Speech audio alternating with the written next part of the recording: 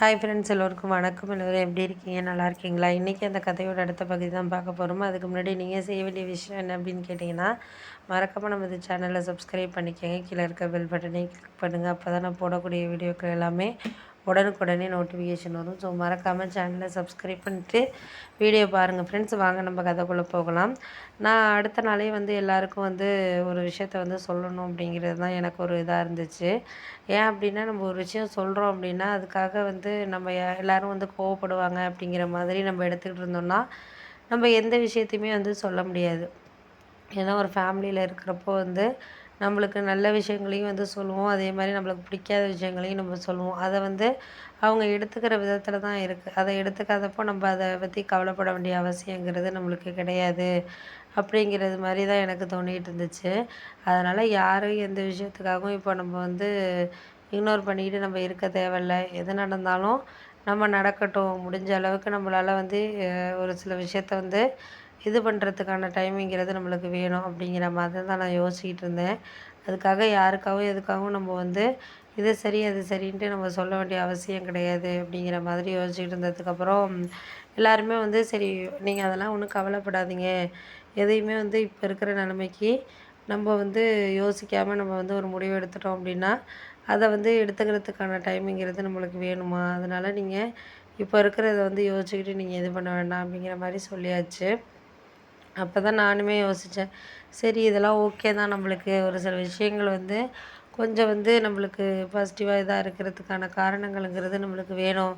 அப்படி இருந்தால் மட்டும் தான் நம்மளால் எதையுமே இக்னோர் பண்ணிக்கிட்டு இருக்காமல் சந்தோஷமாக ஒரு ஒரு இடத்துக்கு நம்ம போயிட்டுருக்க முடியும், பண்ண முடியும் அப்படிங்கிற மாதிரி சொல்லியாச்சு.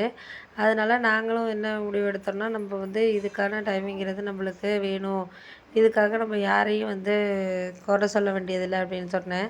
அதுக்கு எங்கள் அம்மா சொன்னாங்க, இதெல்லாம் இதெல்லாம் ஒரு விஷயத்துக்காக நம்ம யாரையும் இது பண்ண வேண்டாம் அப்படிங்கிற மாதிரி யோசிச்சுட்டு இருந்ததுக்கப்புறம் சரி சரி எல்லாம் சரியாயிடும். நம்ம ஒரு சில நேரங்களில் கொஞ்சம் காம்ப்ளிகேட்டடாக ஒரு சில விஷயங்கள் இருக்கும். அதுக்காக நம்ம யாரையும் குறை சொல்லிக்கிட்டு இருக்க வேண்டிய அவசியங்கிறது இல்லை. குறை சொல்லாமல் நம்ம நடக்கிற விஷயங்களை நம்ம நடந்துக்கிட்டு அதுக்கு அடுத்தடுத்த விஷயங்களை நோக்கி நம்ம போயிட்டு இருந்தோம்னாலே போதும் அப்படிங்கிற மாதிரி நான் யோசிச்சுக்கிட்டு இருந்தேன்.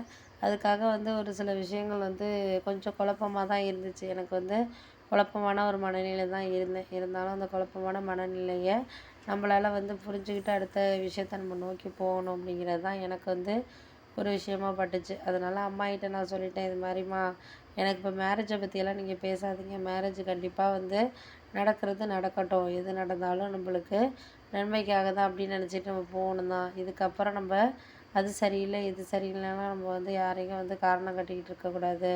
காரணங்கள் நமக்கு சரியான ஒரு இதில் நம்மளுக்கு கிடைக்காதப்போ அது நம்மளுக்கு கொஞ்சம் மனசு வருத்தமாக தான் இருக்கும். பிடிச்ச அளவுக்கு நம்மளால் எதையும் எடுத்துக்க முடியாத மாதிரி தான் இருக்கும் அப்படின்னோடனே சரி சரி அதெல்லாம் ஓகே தான். நம்மளுக்கு இப்போ இருக்கிற நிலமையில கொஞ்சம் எல்லாத்தையுமே எடுத்துகிட்டு போய் நம்ம ஒரு சில விஷயங்களை பார்த்து வாழ்க்கையை எடுத்துகிட்டு போகிறதுங்கிறது நம்மளுக்கு ஒரு சில இதில் கொஞ்சம் கடினமாக தான் இருக்கும். அதெல்லாம் நம்ம எடுத்துகிட்டு போய் தான் அடுத்தடுத்த விஷயத்த நம்ம நோக்கி வாழ்க்கையில் போயிட்டுருக்கணும் அப்படின்னோடனே ஆமாம் ஆமாம் எதாக இருந்தாலும் நம்ம ஒரு லிமிட்டாக இது பண்ணிக்கிட்டோன்னா நம்மளுக்கு எதுவுமே சரியான ஒரு பாதையில் தான் நம்மளுக்கு போயிட்டுருக்கோம். நம்ம வாங்குற கொடுக்கறதுல கொஞ்சம் ஏதாச்சும் ஒரு பிரச்சனைகள் வரும்போது தான் நம்மளுக்கு அது சரியில்லை அப்படிங்கிற மாதிரி நம்மளுக்கு தோணும் அப்படின்னோடனே ஆமாம் ஆமாம் அதெல்லாம் உண்மை தான். நம்மளுக்கு சரியில்லை அப்படிங்கிறப்ப நம்ம அதை என்ன இதோ அதை பார்த்துக்கிட்டு அடுத்தடுத்த விஷயத்த நோக்கி நம்ம போயிட்டு நம்ம வாழ்க்கையில் அடுத்த இதை நம்ம நோக்கி போயிட்டுருக்க வேண்டியது தான் அப்படிங்கிற மாதிரி சொல்லியாச்சு.